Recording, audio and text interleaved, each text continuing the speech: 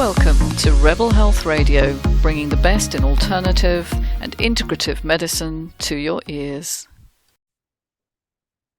Well, hello everybody, it's Patricia Warby of Alchemy Therapies and my emotional audit. And today I want to talk about the mind-body connection and how important the mind part of that is in recovery, and just contrast some of the approaches that we've seen to healing complex chronic conditions, particularly for fatigue-related conditions like long COVID and CFS-ME. I've been specializing in this area now for probably about 14 years. And I've seen some patterns developing. I've seen some changes as well in how people present, and also the options available to them. Of course, things are evolving all the time, and we're seeing finally that the word recovery can be used. I mean, it can't be used legally on websites and so on, not in the UK, unfortunately, because it will be in contravention of the Advertising Standards Authority current stance, which is aligned with the NHS, the National Health Service in this country, that CFS-ME is not recoverable and is a lifelong condition that you have to manage.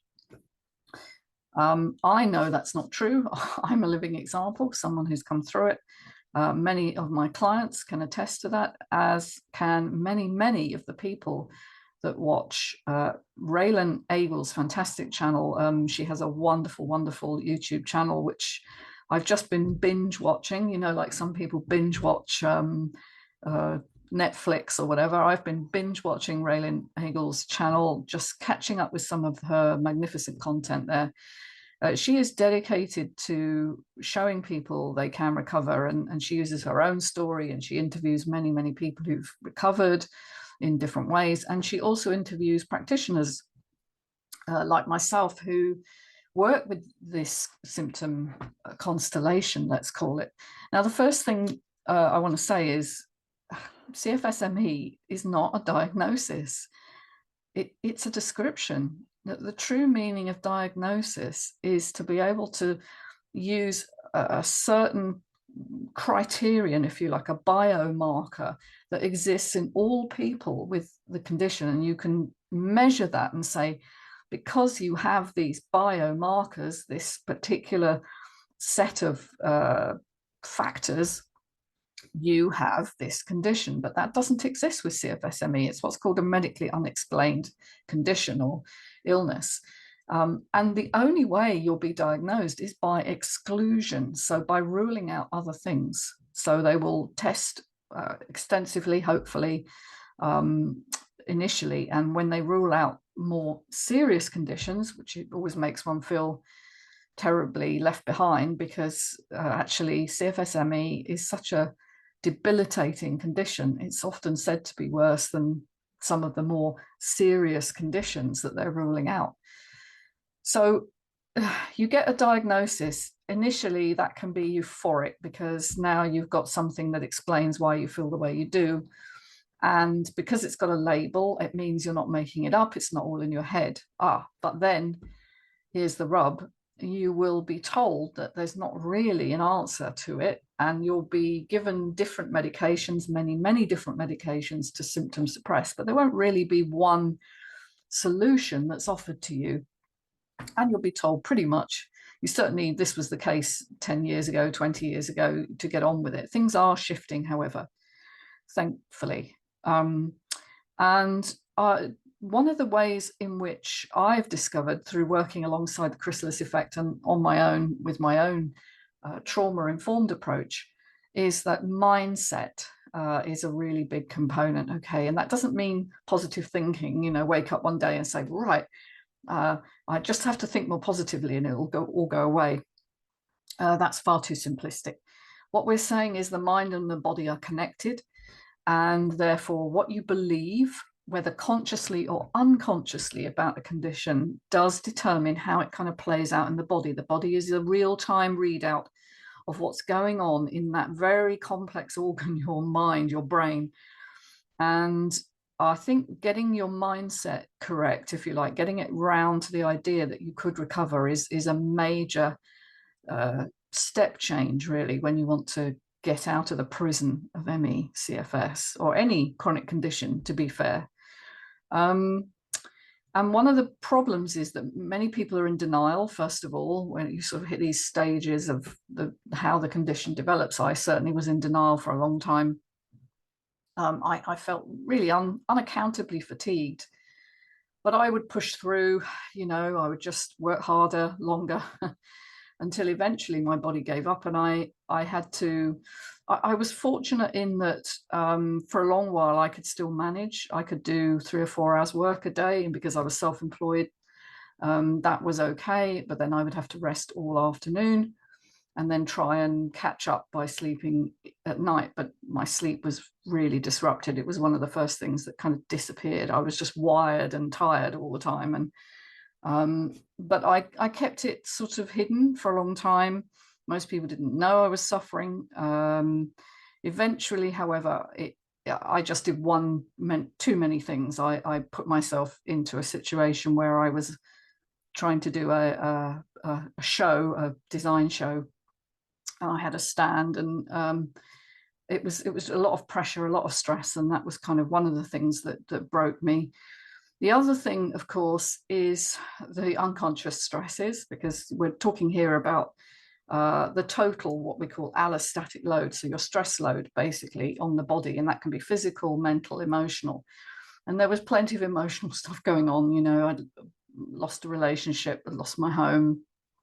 I kind of lost my heart in a way. I was sort of functioning on a cerebral level, but I was a bit broken and very sad. And I think that plays into it. And then, of course, there's all the past stuff, the trauma stuff. I find a lot of people with CFSME have unresolved emotional overwhelm in their history. Another name for trauma, particularly complex trauma, which is the one I particularly deal with. And so all these loads build up. You've got the physical load, maybe you get a virus, maybe I had glandular fever when I was 21. I got over it, but I think there was still a sort of a load in the body there that hadn't been fully got rid of. And so all together, these build a picture, and the picture is kind of I guess, the terrain, all right, the terrain in the body, which is either healthy or it's under stress. And mine was definitely under stress. And then the final, whatever it is, the straw that broke the camel's back for me was the day I pushed myself to go and do this show. So whatever it is for you, you need to understand that these things are not random. They don't, the final straw, whatever the trigger is not why you got chronic fatigue. You had all the stress load beforehand. You had the predisposition, maybe genetically, epigenetically. That doesn't mean genetics cause the disease, by the way. That means you might have certain things in your genetics, which for me, there is a gene that doesn't decrease cortisol very well, doesn't metabolize cortisol very well. So it tends to hang around for longer in my system. I think that's COMT, but if I've got that wrong, that's the gene. Anyway, it doesn't matter. But there's a constellation of things that build this picture. Now, so there's no one answer. So if you've got like a different setup in each person, in a way, there are common themes, but the detail is different. Then the map to a solution is much more tricky, isn't it? Because it's not like, say, you've got meningitis where there's a very clear treatment path. Because it's caused by one bacterium that overgrows in the system. And very importantly, I think you have to listen to your body. You have to learn to listen to your body in ways that maybe you haven't been doing. I certainly wasn't listening to mine. And avoid that kind of crash and burn cycle where you overdo things and then you crash for the next few days. And then because you're in denial, you're not accepting the fact that you've got something that isn't going to go away on its own, that needs a whole new mindset approach that starts with, I have a problem. It doesn't mean to say the problem is permanent, and it doesn't mean accepting how you feel is always going to be the way you're feeling now. it means accepting that you can't carry on the way you are, that something has to shift. And I think that's the mindset trigger, if you like, that sets people on the final healing path. Well, not everyone, of course. Some people believe it's a physical condition only because they're in a previous paradigm where, you know, if anything had a mental emotional component, it was considered to be psychosomatic, which is a perfect description of what it actually is. But psychosomatic came to mean it's all in your head, it's made up, it's not real. And so people who've come through that description are vehemently against any involvement of mental, emotional, or psychological factors, because the symptoms are very real, and they don't want to have people deny that and say, you know, you're making it up and it's not, you know, you're imagining it, which isn't what psychosomatic means. Okay, in its real form, it means mind body. Okay, and most diseases are mind body, but very much so in these chronic complex conditions. And so what are the maps? What are the answers? And this is where it gets complicated, because the conventional medical approach has no real answer, not apart from symptom suppression and multiple drug regimens and lots of testing until you exhaust all the testing.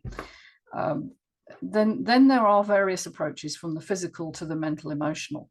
And the physical, usually most people start with nutrition, and they'll be given many different supplements, sometimes intravenously, sometimes orally, sometimes also on the skin, topical. And what I find with a lot of my clients is they've been through that approach initially. It's the one that most people turn to. It's the first thing they think of. Can I do it with nutrition? Now, and what can happen in a very depleted system is that you'll be taking a lot of these supplements in, but you're not assimilating, you're not digesting them properly. They're just actually causing havoc in your body because they're too much for a depleted system to manage. And so they can actually make you worse rather than better. Now, that's not to decry the whole field of nutritional medicine, which is a really important field, but it's all about using things appropriately at the right stage or the right time for your system to handle. And if you are in, let's call it, you know, the depths of the crash phase, that we call that stage 3, you know, where you're really struggling even to manage, and your system is at such a low ebb that digestion itself is compromised, then shoveling in a load of supplementation is not going to actually really solve the issue, and can actually make you worse initially. So there's that kind of approach, which I do believe is important, but it has to go hand in hand with the psycho-emotional. And there's things, structural approaches like Perrin technique, which you know, use the idea that it's all about toxicity in the body, and that the drainage of your cerebrospinal fluid has been reversed, and it's backing up in the system. But we're very much like having blocked drains in your house, you know, that the whole thing can't detoxify, which I'm sure is absolutely correct. But whether treating that on its own is going to shift it, well, it does for some people. You know, there are amazing testimonials for that approach. And of course, as with all one size fits all approaches, you're going to have people who do really well on it and other people who don't. And it's a bit self-selecting, because the people who don't do really well won't go back, and usually won't say anything either, because they feel shame that they didn't do well on something that they've read helped lots and lots of people. So the problem with some of the physical approaches is that it's very intense, again, with the same issue. If you're told it's going to take you 2 or 3 years of weekly sessions, for instance, that's a huge outlay financially. And it's actually, in my view, only one arm of what needs to happen.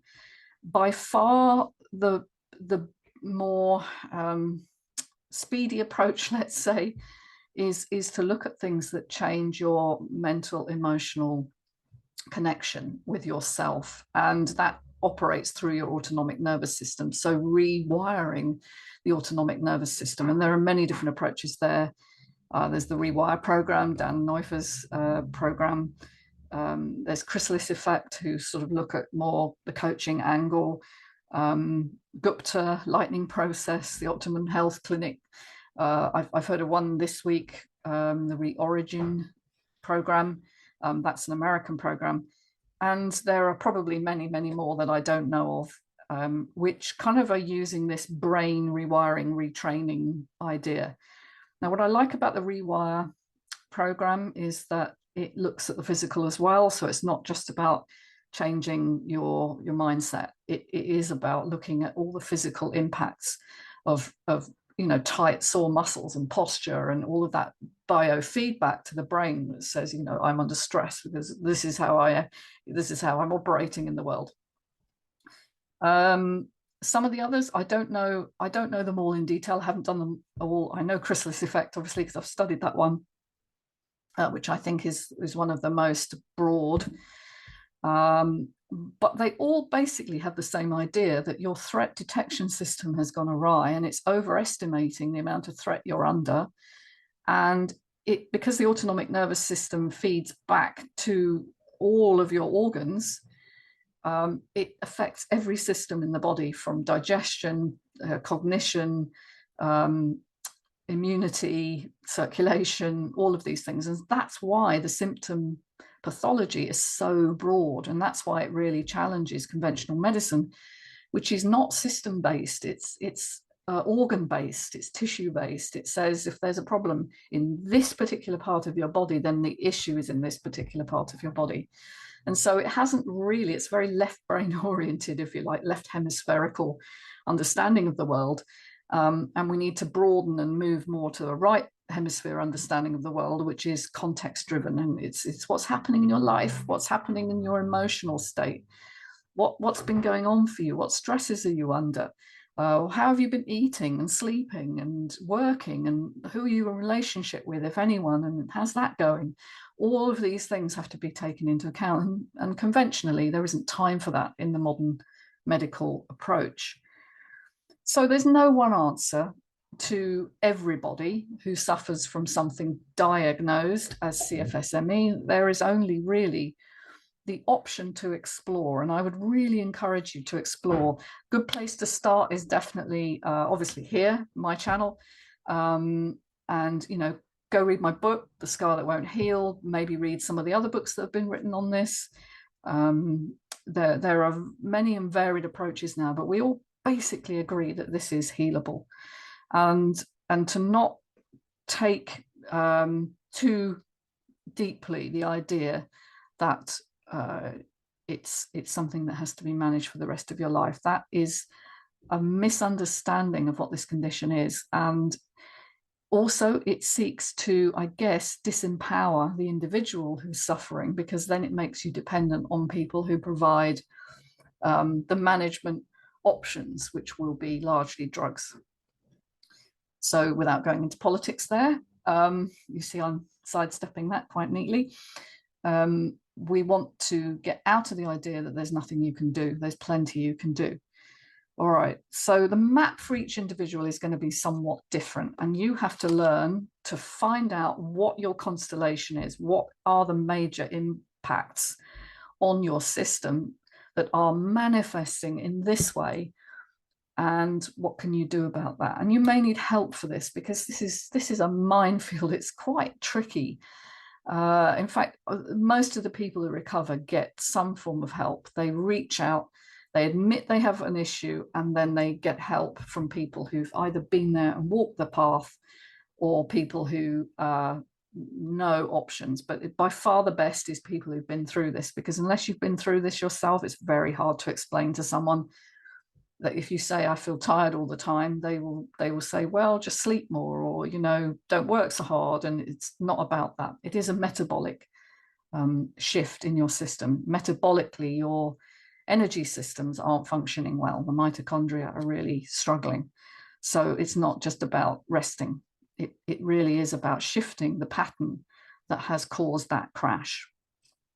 Okay, So we've talked about there's genetic predispositions, which get turned on or off depending on your life and what's going on for you. So that's epigenetics, above genetics.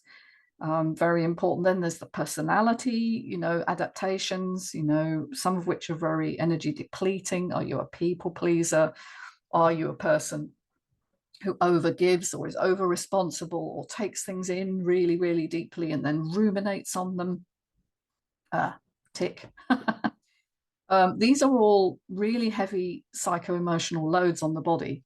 And that's just the current things going on in your life. What about the past things that happened to you that you haven't metabolized? The overwhelm, the humiliation, the abandonment feelings that you had.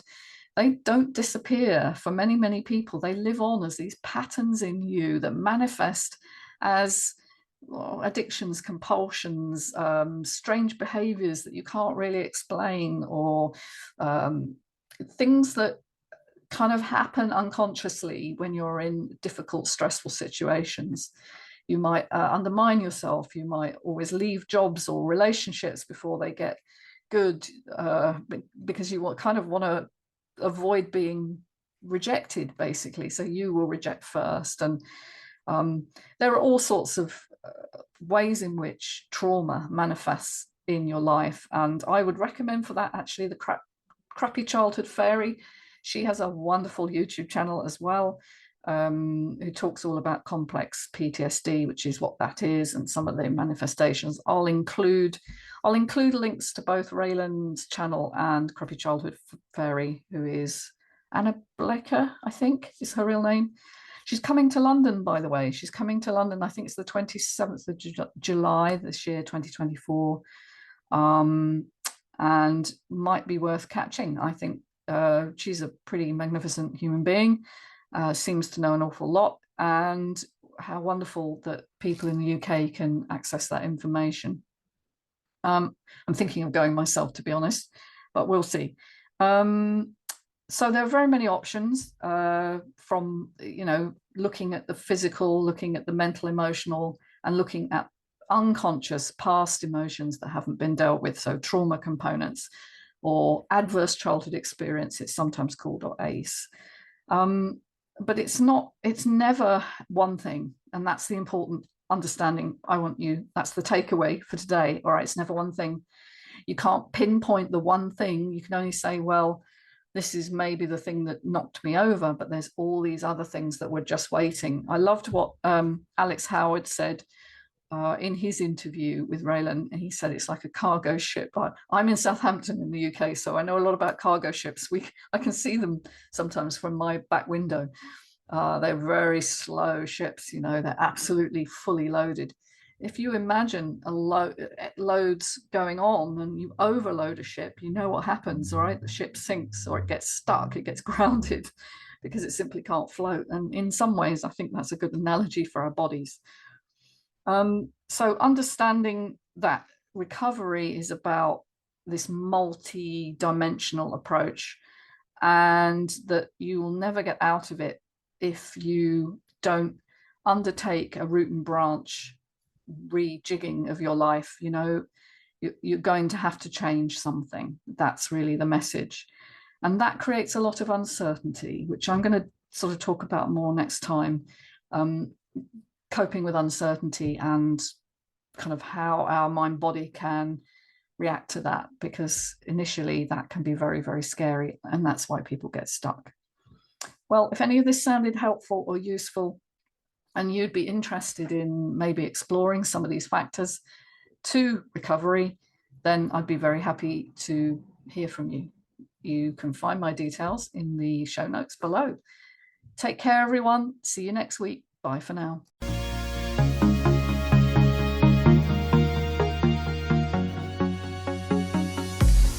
Hey, hope you enjoyed listening to Rebel Health Radio. Do subscribe and look forward to catching you soon.